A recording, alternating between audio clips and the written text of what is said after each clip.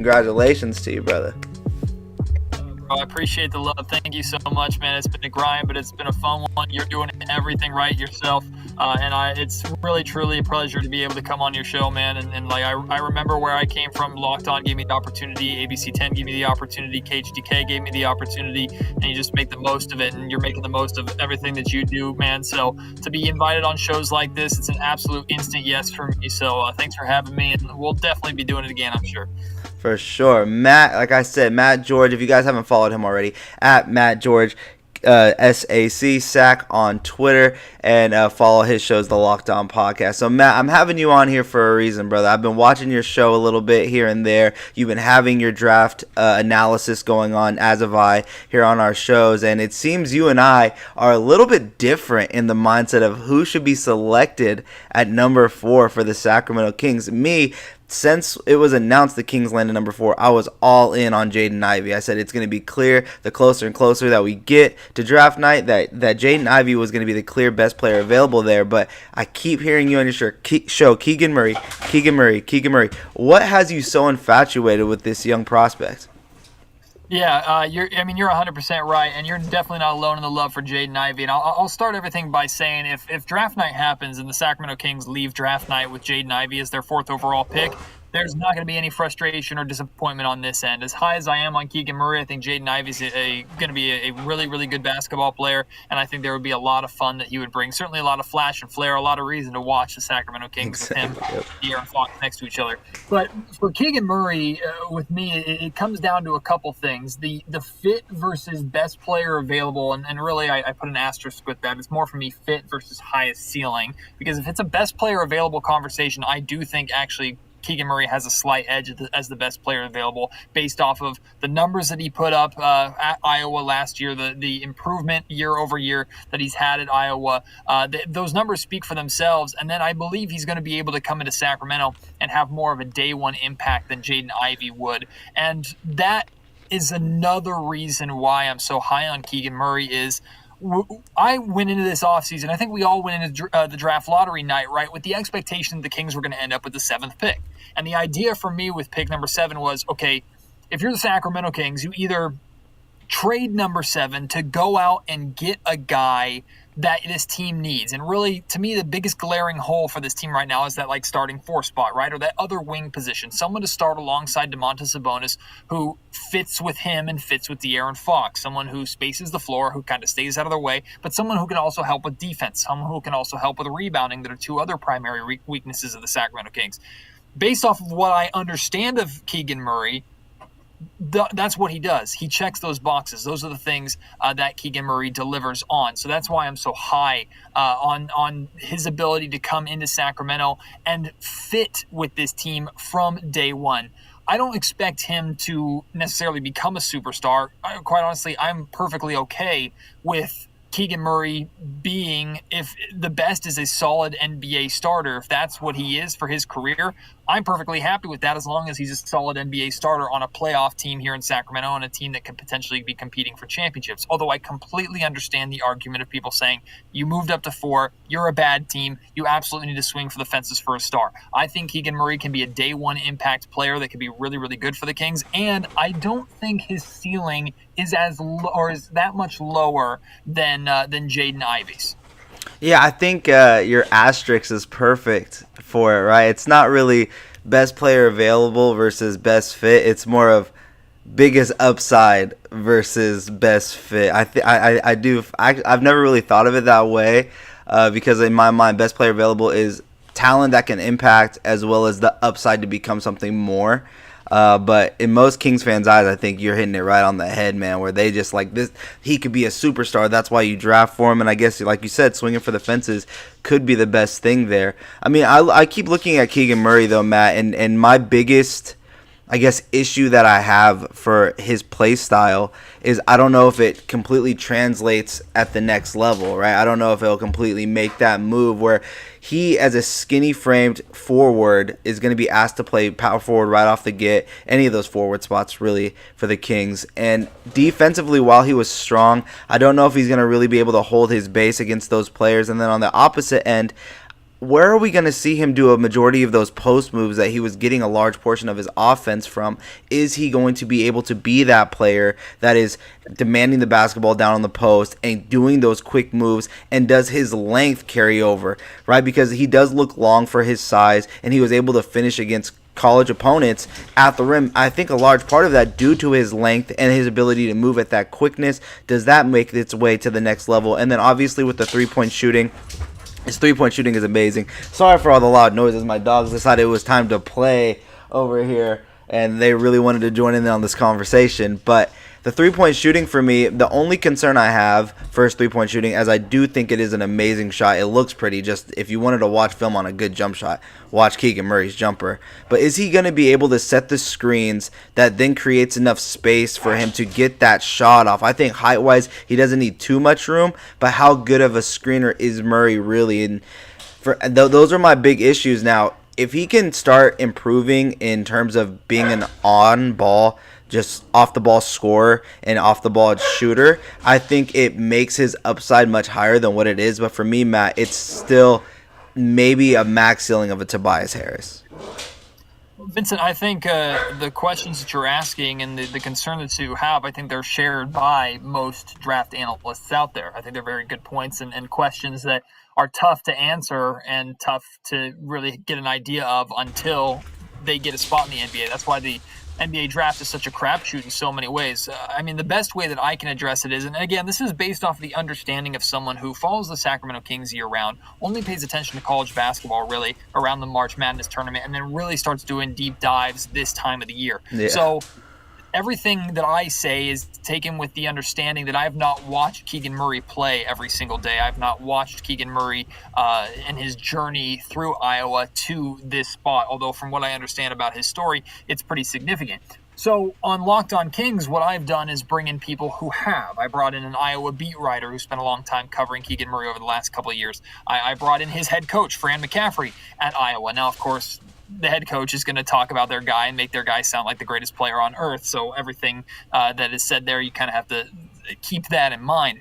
But from what I understand about Keegan Murray is he has a tremendously high basketball IQ. That's always a benefit to bring into the NBA with you. That's something that Davion Mitchell brought into the NBA with him when we saw how he developed as the season went on. There were question marks about Davion Mitchell's offensive game. By the end of the year, he was arguably the best offensive player on the Kings with both Fox and Sabonis out. I'm not making a direct comparison there. That's just to say that I think Keegan Murray can both take the time that he needs to develop the areas of his game that need to translate if he's going to be successful in the NBA, while still being an immediate impact player because of his skill set and his fit with the Sacramento Kings roster. The shooting immediately, you talk about him setting screens, right? Is he going to create enough space on screens, pick and pops in order to get that shot off? A very valid concern, especially with him having one of the more slower jump shots that you'll see in this draft class. However, while he can develop that stuff over time, I look at the amount of tension that De'Aaron Fox draws attacking the basket. I look at the amount of tension that Domantas Sabonis is going to have either in the low post or in the high post at the elbow. He's going to get his fair share of open looks just by properly spacing the floor. So that doesn't necessarily mean it's going to be more than 10 good looks a game or anything like that. But I think Keegan Murray, in the natural flow of the offense, he's one of those guys that you can just pick up and plug him into a starting lineup on opening night, and I truly believe he can have an impact. Same thing goes on the defensive end of the floor. The questions about his ability to stay or to bang down low with some of the bigger fours in the league, I think they're valid comparisons, or rather valid concerns. Can he play the 5 if the Kings go small? I don't think so. I don't necessarily know that. But I do know that in the modern positionless basketball, that 4 spot is basically more of a wing spot than it is a big man spot. It's not like the power forwards of old. You have to be able to be versatile. You have to be able to be a little bit more quick, a little bit more athletic. And from what I've seen from Keegan Murray, he does have at least some of that lateral quickness to stay in front of some of the bigger wings, and I don't think he's going to be a pushover by any means as well. Finally, you talk about his post-up moves, right? That post-scoring ability. And this is where I look a lot at the comparisons of Harrison Barnes, right? And I, for one, would be completely thrilled if the Sacramento Kings had 2 Harrison Barnes on their roster. I think having 2 Harrison Barnes on your team means you're a pretty good team. I understand people who are hesitant to use a 4 pick if their ceiling is Harrison Barnes, and I think Keegan Murray's ceiling can be higher than what Harrison Barnes is. But HB does a really good job recognizing when he does have mismatches, and he turns his game into a post game. HB did a lot of his scoring over the last 2 years in Sacramento in the post. In fact, when the Kings needed buckets sometimes last season, it was HB in the post that they went to, and a lot of times he capitalized on that. So while I understand it's a concern of, hey, how will this part of Murray's game translate to the NBA, because he was 21 years old, bigger than most of the college guys that he was playing against, and he was able to bully them. The way I look at it is that he recognized the strength that he had in his game, and he exploited it at the college level, even though he wasn't necessarily just only playing freshmen and guys that were younger than him. He was playing juniors, he was playing seniors as well. So if he can get that part of his game, if he can recognize, understand how to read a defense, and if that's the best way that he can exploit a mismatch and score on his own, I'm all for it. But I think his floor spacing, that shooting ability, offensively is going to be his biggest asset. And then defensively, he's good enough. He's not a culture changer defensively, but he's good enough to rely on if you're going to develop a good team defense, which I think we're all hopeful that Mike Brown can incorporate here in Sacramento. For sure. Matt George of the Locked On Kings podcast and ABC 10 joins the King Score here, presented by RateCrushers.com. We're going to take a quick 15-second break here for this commercial, and we'll be back on the other side. Give it 1 second here.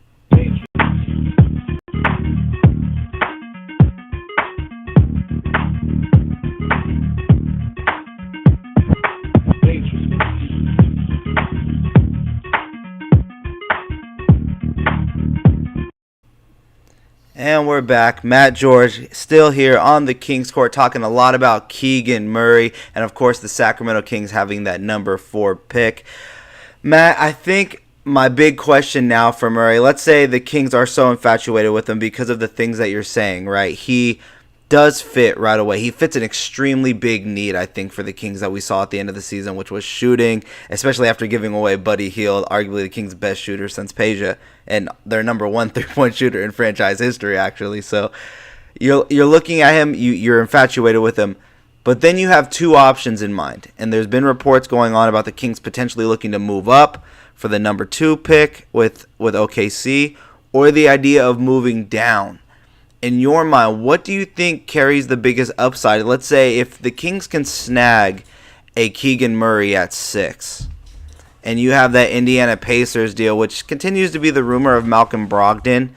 So let's say it's Brogdon and the 6th pick, but you know you're going to get Murray at 6 for that number 4, or would you do the opposite end of that trade where you say you give up number 4 and maybe 2023, 2024 pick, and you get OKC's number 2, and you go after a Chet, Jabari, or Paolo? Which one do you fall more in love with? Well, the higher upside is always going to be moving up in the draft. And as much as I love Keegan Murray, if any of the top 3 were to fall to Sacramento at 4, even with Keegan Murray on the board, I'd think about it, but I'm more than likely I'm taking those top 3, especially if one of them is Chet Holmgren.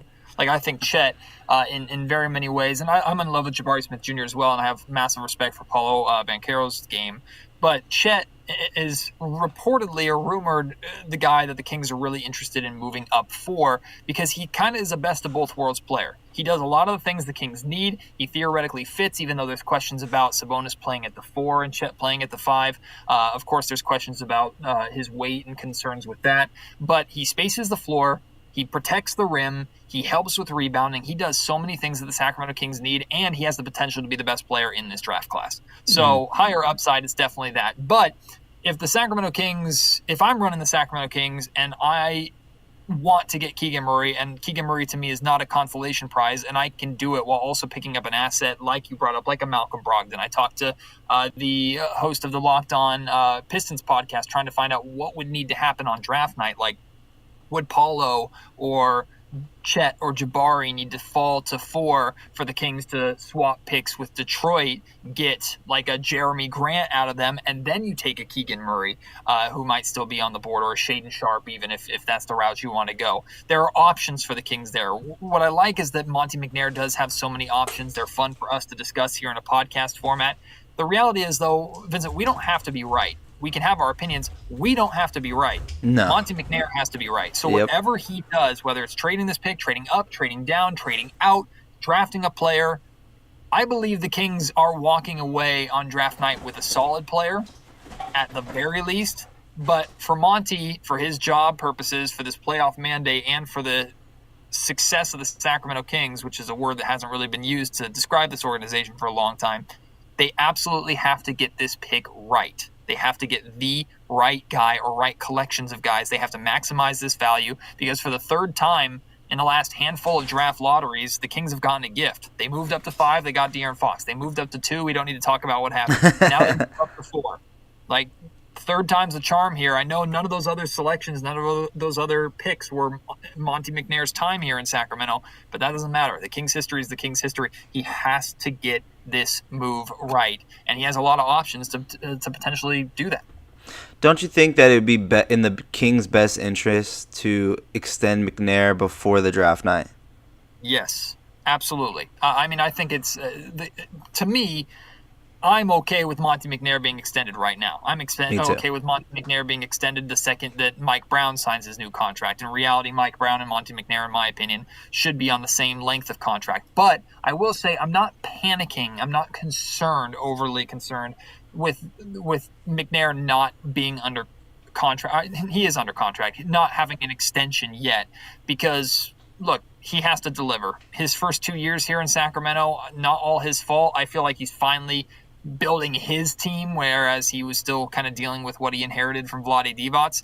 But his first 2 years have not been good. The Kings have underperformed, especially last year. That team last year was absolutely dreadful when they were supposed to be good. And many say that Monte McNair wasted at least one offseason with his decision not to fire Luke Walton, with his decision not to change his roster, not to move on from a guy like a Buddy Hield sooner. So, he has to deliver. So I don't blame the Sacramento Kings organization for saying, look, you don't just get this contract just because you hired a new coach. I would like to see him extended. Don't get me wrong. I would like to see all this behind us so we don't have to worry about it at all. But again, it goes back down to simply the Sacramento Kings and specifically Monte McNair. They have to deliver and they have to get this move right. Yeah, that's why when you bring up Chet, and I've been talking about it on these last few shows here, Chet does show such promising upside. Like, I think, like you said, Chet could be that number one guy in this draft. I'm a big Banchero guy. I think Banchero is the best player in this draft right now. But I think best fit-wise, I look at Jabari Smith. That's the only person in my mind that if you're moving up to 2, because I think 2023's draft class is going to be extremely better than the one that we're seeing right now. So if you want to hold on to that one, the only way I'm moving up to number 2 is if I'm either taking Paolo or Jabari. I think Chet is still too much of a project. I was talking with Barlow the other day, like I said on the show. He said that wherever Chet needs to go to, there's going to be a target on his back. And he thinks initially, early in his career, he's going to struggle, and it's best for him to go to a patient franchise. And for me, I think that's OKC. I think OKC makes a lot of sense there, or even Orlando. And I think it's still being underlooked or undervalued in the fact that Suggs and Chet were not only best friends growing up, they won 3 high school championships together. When Chet was making the announcement to go to Gonzaga, Jalen flew to his home to be there for that announcement day. I feel like that camaraderie and that friendship, that builds culture, and Orlando is currently in that mindset of a shift where there's still so many moving pieces. They finally got a lot of talent on that team, but now it's time to figure out what's here to build our house with and what can we go get for some of these other players. So I still think a project player is not what's best for the Kings, in my opinion, with Chet. But what are your thoughts on that? No, I agree completely. If Chet is too much of a project, then I think the Sacramento Kings should avoid him. That's why I think the Sacramento Kings should have zero interest in Shaedon Sharpe. This is just my opinion. Yeah. So the Sacramento Kings seem like the team, based off of their history of struggling to develop players, and with a theoretical playoff mandate with basically 2 years to win or you lose Domantas Sabonis to free agency, does that seem like the right team to take a flyer on Shaedon Sharpe? Not to me. Maybe you can put Chet Holmgren in the same, the same category, although I think that's underselling Chet a little bit. I understand concerns about Chet being more of a project. He certainly is young. He certainly has to put on weight and has to develop at the NBA level. It's always scary to take a big man that high in any draft because typically we see more guards flourish around that range than bigs do, although the top 3 in this draft are all power forwards or centers, which is pretty incredible. Yeah, it is. So I'm okay with the Sacramento Kings taking Chet. I don't think he's going to be as big of a project as maybe you or Raphael think, but also maybe that's because I see, in the same way, I see Keegan Murray fitting right away. I see Chet being able to deliver his maximum skill sets, areas of his game that make the most waves, that draw the most attention. Those are areas that the Sacramento Kings could use. So I'm not expecting Chet to play differently in Sacramento. I expect him to come to Sacramento and do what he does best, and that helps the team. Very similar to how I feel about a Keegan Murray. I will say, too, about Paolo Banchero. Out of the top 3, he's the one out of the 3 that I'm probably least excited about, and that's not uncommon. And I spoke with, I think it was Aaron Torres from Fox Sports Radio and the Aaron Torres podcast, and he covers a lot of college basketball. He has Paolo Banchero as his number 1 guy, too, and he says he thinks that Paulo's been so solid and so consistently good that people have almost gotten bored of it. Like that they just kind of like expect it now, so that's why the flair of Jabari Smith Jr. and Jaden Ivey, or the what if 7-foot natural height of Chet Holmgren, that's attracted people a little bit more. Any one of those top 3 falls to the Kings at 4. Even if I love Keegan Murray, I'm taking any one of those top 3: Chet, Jabari, Paulo, and I have a big smile on my face on draft night. Yeah, I think no matter what, the Kings organization and Kings fans, whether it's Murray, Ivey, Paolo, any of those guys, I think the bigger the smile obviously will be the player, but I think you're leaving out of draft night going, I understand that pick. Like, no one should be disappointed with anyone they decide to pick in the top 4, whether it's Murray, Ivey. Honestly, even if it's Sharp, and I'm not a Sharp guy, the whole backstory on Sharp still makes me feel a little iffy. The fact that we haven't heard of him being scheduled for any workouts yet. That one pro day that he did looked way too slow, and I don't know how it was taken that everyone loved it, and I don't know. He scares me out of everyone in the top 5 in this draft. Looking forward, looking at this team, let's say they go ahead and draft a Murray, Sharp, anything like that. Who in your mind is a target for you in free agency that comes straight to your mind there? Because on the last show, Brendan and I looked at Victor Oladipo, we looked at TJ Warren, Gary Harris, all of those guys, and the Kings don't really have too much money to be working with this offseason, so it seems as if you're only picking one. But is there any free agents on your mind that you see that the Kings should be having circled on their wish list? Well, if the Kings are going to make a big splash in free agency, it's going to be through sign and trade situations. I know Zach LaVine's name has suddenly been brought up as someone who's available in sign and trade, but at that point he's signing a max with Chicago, like the 5-year, $200+ million, and then you're trading for that. The Kings do have a bunch of expiring contracts, which they can use in any kind of move, plus maybe like a Rashawn Holmes or maybe even a Harrison Barnes. If they want to acquire a big money player that can make a significant impact. I'm not ruling that out. I just don't think that's very likely.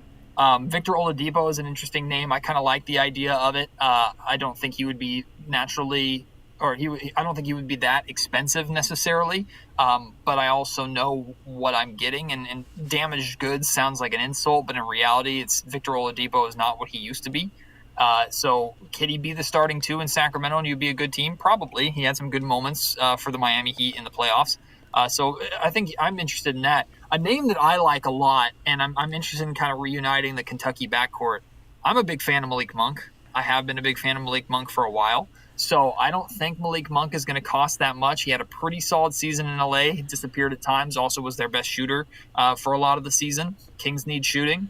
I don't know if Malik Monk comes here and is their starting 2 guard. You are more than likely re-signing Dante DiVincenzo. I don't know if he's going to get the mid-level exception or anything better than that, but I don't think he's going to command too much money. More than likely bringing him back. You still have Terrence Davis, who I'm anxious to see what he does with this roster. the Kings just need to improve their roster overall and find out which players on this roster are actually going to be able to hang and which ones you need to get rid of in order to bring in players that are going to hang. Like, I'm also a big fan of Damian Jones. I think the Kings should do what they can to bring Damian Jones back. I don't know how much money he's going to cost on the open market. I do know he's going to have some interest with a lot of teams outside of Sacramento, maybe even the Golden State Warriors, who could maximize him and do a lot with him, I think, next season. So I don't expect the Kings to make a big splash in free agency unless it's through a sign and trade. More than likely, it's going to be securing what they want to secure and then maybe sprinkling a little on top. That's where like a Malik Monk comes into play for me. Yeah, Monk is an interesting name. I like Malik Monk. And I agree with you. I think the best player available for the Kings is going to come in a sign and trade deal or just a trade across the board. Are you comfortable with the Kings deciding that this is the offseason where they start moving some of their picks to get one of those big players? Yes, absolutely. 100%. I was ready for the Kings to move picks last offseason. I was also significantly higher on last year's team than I should have been and looked like an idiot for that. And I think many of us did. That team was dreadful, and they should not have been as bad as they were. But like I said, with acquiring Sabonis' contract, you have a 2-year window. And I understand the allure of the 2023 draft class, but we should all be hoping that the Sacramento Kings aren't giving a damn about the 2023 draft class. We should be hoping that the Sacramento Kings don't have a lottery pick next year and are worrying about how they're going to build upon let's say a low playoff seed next offseason. That's what we should be. We're hoping that's what the Kings are worrying about at this time next year. So I'm 100% okay with Monte McNair moving draft picks. I'm not okay with McNair moving draft picks if it's in a desperate attempt for him to save his job, which I don't believe is the case whatsoever. From people that I've talked to, from my understanding of Monte McNair, my understanding of the situation, even though Monty's not extended, he's not in incredibly hot water, and he doesn't have so much pressure put upon his shoulders right now that he needs to make a monumental move to save his job. So I'm not really concerned about that at all. So I believe every move that Monty makes through the draft, through free agency, through trades, he's making that move with the expectation that he's going to have the repercussions. He's going to deal with the repercussions 2, 3, 4 years down the road. So if I'm McNair and I can use a 2024 first, a 2025, 2026 first, a couple of them. If I can use that to improve my team right now and try and get this team into the playoffs right away and maximize the core that you have right now and also win the games necessary to re-sign or probably convince Domantas Sabonis that he's going to want to stay here when he tests free agency in 2 years, that is the most important thing to me. As at some point, as bright as the future is and as exciting as draft picks are because they have so much value because there's so much unknown attached to them, at some point you actually have to deliver in something feasible that's actually good. And the Kings, I'm okay with them sacrificing future what-ifs in order to start securing some wins. Yeah. I just don't want McNair to become the scapegoat if the Kings struggle early. And that's the biggest thing that I think I guess it's the most uneasy thing I feel about the Kings is that if you don't extend Monty heading into draft night and it's because you want to see how the Kings perform with this new roster that you're letting him build, I just don't want them to think that automatically because of these moves that they made, they finally got some good pieces, because I do think the Kings have the assets, especially with these picks, to go get a good player. And I've brought up the name SGA quite a few times on here. Donovan Mitchell's name is going to start coming up here in just a quick minute. Zach LaVine. I think there's big names to be had, and let's say they go get it. I don't want McNair being like, oh, you traded away all of our assets and the team doesn't even look like they're improving. They're still only winning 34 games. Then they let him go because they didn't want to extend him. I think it takes time. You have to let a team build and grow. So that's my biggest fear for the Kings, is they're going to let a good GM in Monty. And I think he's proven to be a good GM for what he's done. I mean, obviously that 1 year that you talked about earlier about are you playing it a little safe? It felt like he was. And then he decided no more. Go get Sabonis, trade away Tyrese Halliburton, and let's see what he can build with. Yeah, we'll have to wait to see what roster Monty brings into training camp before we can really start to dissect it and look at it under a microscope. all indications that I've got is that Monty is okay, even if his contract situation, if he is going into a kind of a lame duck year. To me, the attention at the start of next season falls completely on De'Aaron Fox, even if the Kings go out and do get another big name. De'Aaron Fox, unfortunately, has the reputation of getting off to slow starts. The Sacramento Kings simply cannot afford that anymore. I think De'Aaron has had more than his fair share of legitimate excuses, especially going into last year. The Sacramento Kings, the biggest moves that they made were bringing in other guards. They hadn't gotten him any help. They hadn't gotten rid of guys who didn't want to be here. And I don't blame De'Aaron going into that last season going, what the hell is going on? You guys are just wasting my time here. Now, you've got your guy in Domantas Sabonis, which, by the way, I can't remember who tweeted this out earlier today, but when Fox and Sabonis were on the floor together for that limited amount of time at the end of the season, they had the third best offensive rating in the league. So a full season of the two of them together, there's excitement there for a reason. I think De'Aaron has more than enough to be excited about with Sabonis as his front court partner. But I will say this, he has no excuses anymore. And if De'Aaron thought that people were being critical of him maybe last season and giving the keys to Tyrese when it should have still been his team, it's only going to get worse if the Kings start next season and De'Aaron gets off to another slow start and they are 3, 4, 5 games under 500 before Christmas. It's got to start delivering right away if the Kings want any chance. There's definitely no more excuses.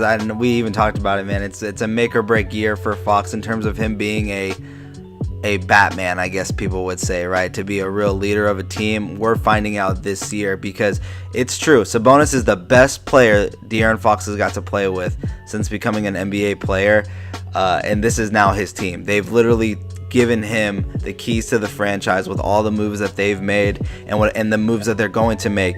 Matt, thank you so much for joining the show, man. Before I let you go, I'm going to start reading off some of this chat here that we got. They say, my guys, I like Keegan. I want Keegan. Safest way to trade back with the Pistons. I think trading back with the Pacers might be too risky. What are your thoughts on that?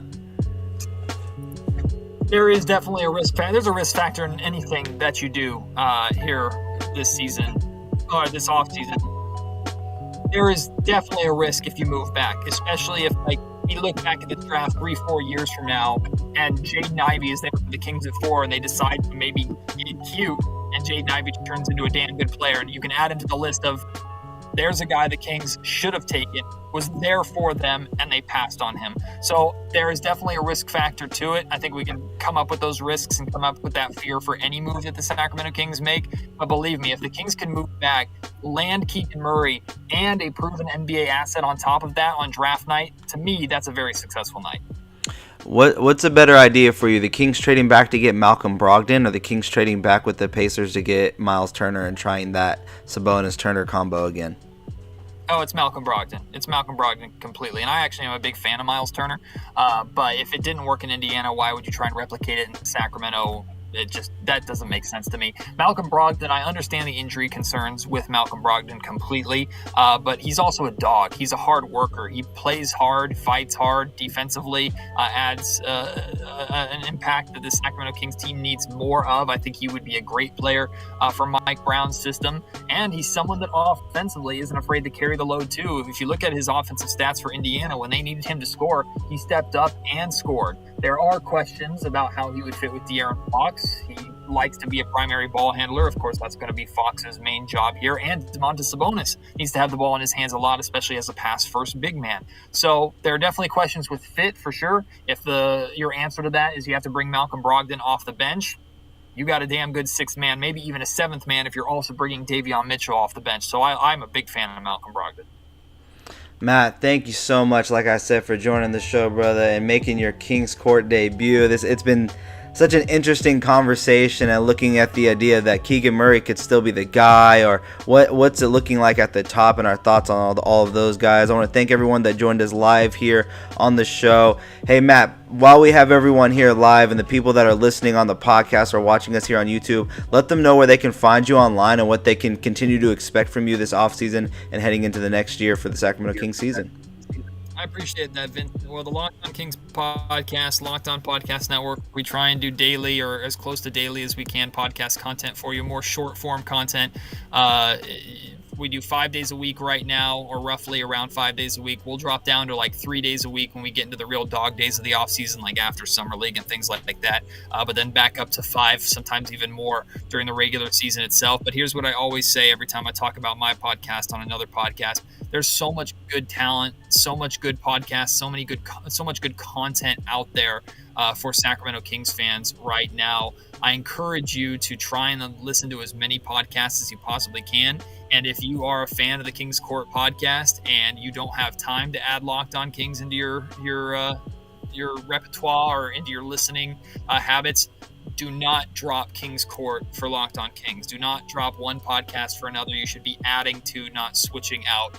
So I really appreciate you, Vincent, allowing me to share some of that here and just to talk with you on the podcast today. I look forward to doing it again with you, and I appreciate the work that you do, and thank you for being a content creator in Sacramento.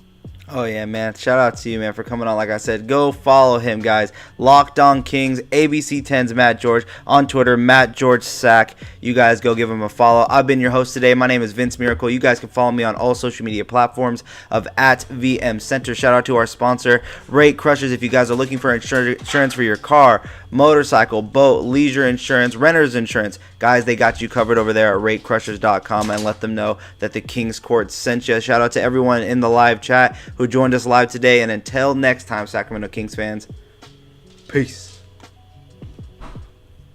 All right, man, we're clear. That's it. Thank you, boss.